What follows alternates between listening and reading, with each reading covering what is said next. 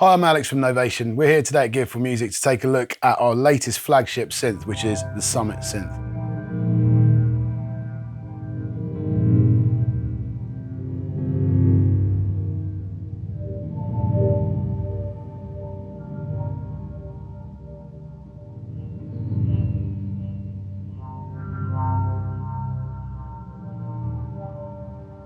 What makes it very different to our Peak synth, which is really a modern classic that we created fairly recently, we did that in conjunction with Chris Huggett.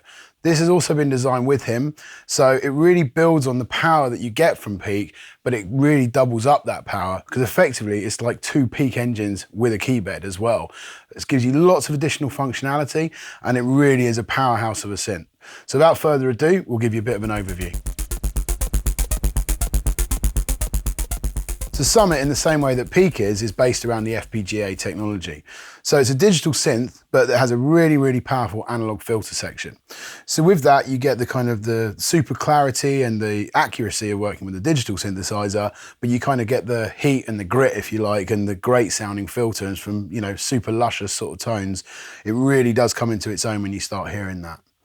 In the same way that we had with Peak, we've got the 3 oscillators, so they're nicely, clearly laid out. And everything is just where you'd expect it, which is really, really handy when you're getting into sort of learning more about synthesis, or if you're a very advanced synthesist and you want to know, how do I do this feature? There's a dedicated pot for that on the top here. Peak was an 8-voice synth, and in single mode, this will actually offer us a 16-voice. So it's a 16-voice poly synth. It's bi-timbral. Now what that means is that in single mode, we can then just use it as one kind of big synth with those 16 voices. And now if we then press multi, it then jumps into effectively 2 8-voice polysynths.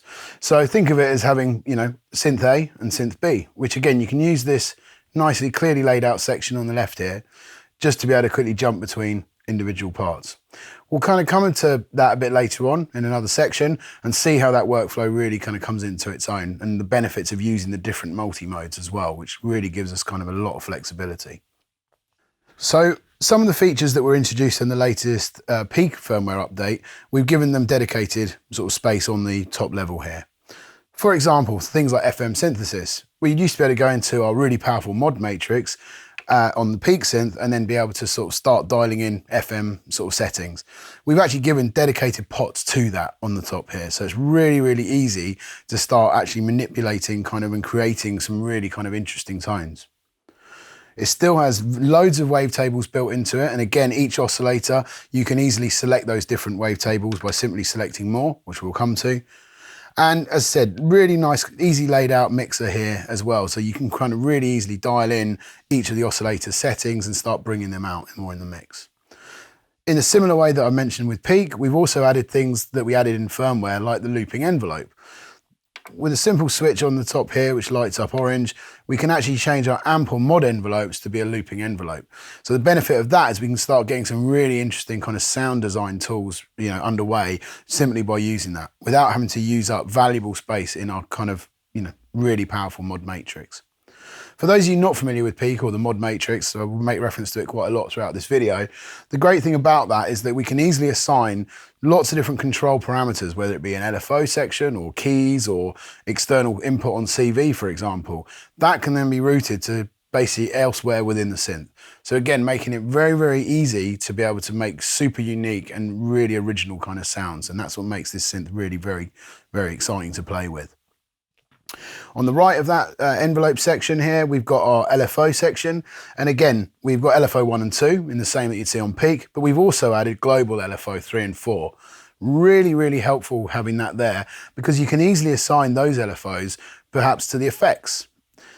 The effects is a super powerful and really great sounding effects engine. So on the right here, we've got our reverb, delay, chorus, and also our distortion as well, which is really, really handy. Really easy to sort of get creative with that. You can easily bypass the effects, and also because we've got lots of different sort of options on the back now, we've actually got a second set of outputs. So at the moment we're just coming out of stereo left and right, but we do have an additional output as well. So when you're in multi-timbral mode, that could be 2 different synth sounds going out, or you could just maybe assign the effects to be kind of like a wet channel and then have the synth sounds as a dry channel. Again, if you're working on, a live sound environment on stage, That's really helpful for your sound engineer to be able to have two different mixes if maybe they need to, reduce some of the effects, for example, or enhance it more, for example.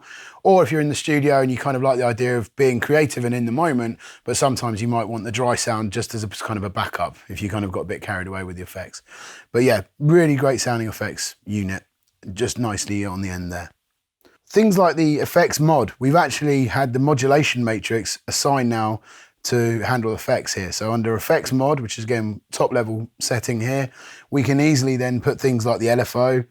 We can use it really simplified. So on the screen, put LFO3. I want that to go to my reverb high pass filter. And then you've got a depth amount, which is positive or negative of that.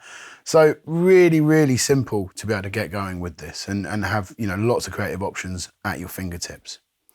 Really nice overdrive and distortion kind of settings on this synth as well.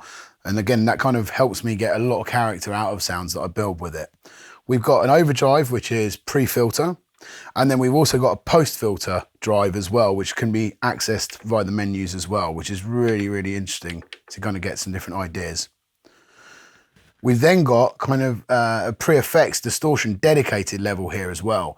And what I love about that is then you can use that almost like a level, but you can kind of build quite subtle sounds. But then if you want to kind of get a little bit more attitude out of it, post-filter, you can easily dial that in with this dedicated control here. So really, really fun to get going with that. One of the main differences between this and Peak is the fact that it has now a dedicated audio input on the rear as well. Really, really is a superb option to start adding more character to things like groove boxes, drum machines, or any other source that you may have. Maybe some other synths or, basic kind of sounds that you want to put through this. You can again have, assign that pre-filter or post-filter. You can then make use of the effects, the filter section, that really fat analog filter, but then you can also layer it in with the actual sound of the synth as well. It depends on what you want to get out of it. I've had a lot of fun with that, and I've really managed to make some really interesting grooves and kind of real out there kind of sounding loops, etc., just for using it as an extra kind of sound design tool in the studio or live. So again, we'll come to that as a dedicated section, but that's pretty much our overview. The one thing I didn't mention, which I will mention now, there's a 61 key keybed. It's our own Novation keybed that we've used on the SL Mark III. It feels absolutely fantastic and is very, very responsive for those that are keys players. You'll soon see, surely enough, that I'm not a keys player, but as I said, when I'm starting to try and at least do some sound design before relying on a sequencer, it does give me that real great feedback and it feels fantastic. That's pretty much the overview of the unit. For more information about it, please check the link beneath the video, and I hope you enjoyed the videos today.